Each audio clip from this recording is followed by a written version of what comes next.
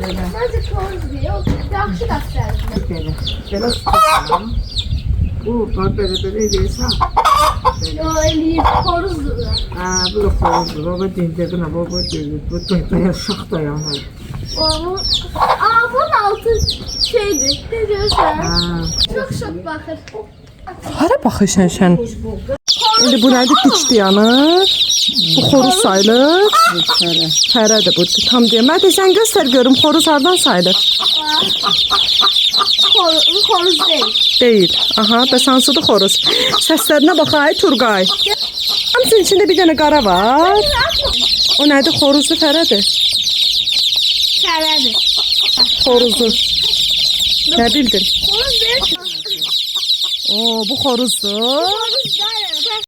Dişi baktı da. O atar ortaya. Bak yine. Koy bir de. Adəsi.